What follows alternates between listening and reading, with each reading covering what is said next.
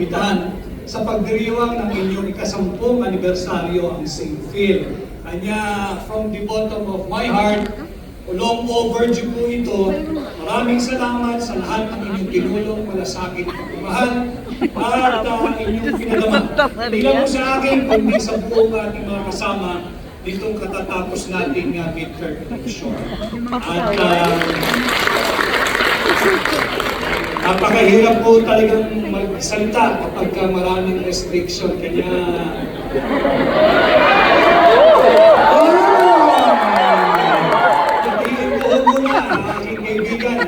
overdue rin ang aking pasasalamat. May kasama po tayo dito, si Mayor Sammy Ko. Magandang hapon. Maraming salamat. At ang kanyang napakabuting na palagandang baybay, si Pamela.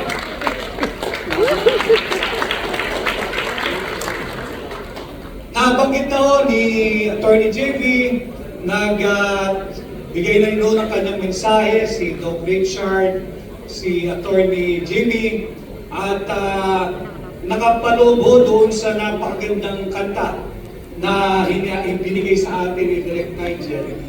Alam ko naman na alam ninyo yung mga usapin sa ating bansa.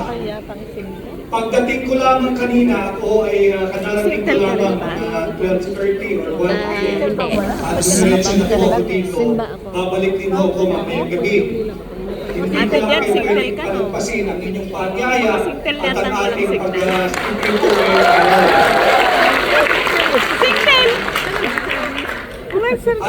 Alam ninyo yung mga mahalagang usapin na mainit na pinag-uusapan sa ating bansa. Pagpasok ko kanina sa airport, talagang hindi hahangan at hindi talaga nasabi ko sa aking sarili, if only we can have, if only we can experience, if only we can all bring home here from Singapore 30% of what the Singaporeans are experiencing, malaking bagay sa ating mga kababayan sa Pilipinas.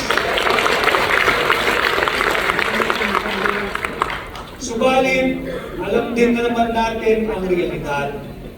At kayo, hindi naman ho kayo magpapakalayo-layo kung maayos ang ating pamumuhay at kabuhayan sa ating bansa. Not that we are looking down or bringing down our very own nation, no? Tapatang usapan lang. Sino ba naman ang hindi nais maranasan ang nararanasan ng mga kapatid natin dito sa Singapore katulad ninyo? Subalit siyempre, iba pa rin ang naninirahan ka sa sarili mong bayan. Hindi naman ho imposible yan, bagamat mahirap at mahaba-haba pa ho ang ating lalakbayin. Buti na lamang mayroong isang leader katulad ni Vice President Inday Sara. Wag ho kayong susuko sa ating bansa. Huwag niyo hong susukuan ang ating mga kapwa Pilipino. Patuloy ho kayong magpunyagi dito. Subalit ang isang bagay na ipakikiusap ko sa inyo, sapagkat very influential naman ho talaga kayo sa inyong pamilya, sa inyong mga kaibigan, kamag-anak, kapitbahay, kaskwela.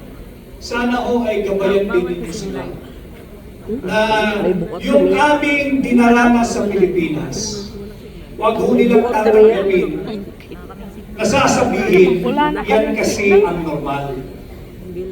Gabayan niyo po sila, yung inyong mga kamag-anak, yung inyong mga anak na na-experience niyo dito sa Singapore, yung aming karanasan araw-araw, yung bahang hindi na nawawala. Hindi po yan ang new normal. Pakita po ninyo ano itsura ng isang mabuting pamayanan na may mabuting liderazgo. At yung pinagdadaanan namin sa Pilipinas, maabot sa inyong kwento, yun lamang ho ang aking pakiusap. Ipaabot ninyo sa inyong pamilya, sa inyong mga kamag-anak. Huwag ninyong tatanggapin kung may magsasabi sa inyo na yan ang new normal. Yan ay abnormal. wala pa namang politika ron, ano, Senator? Please, hirap po magsalita ng ano eh.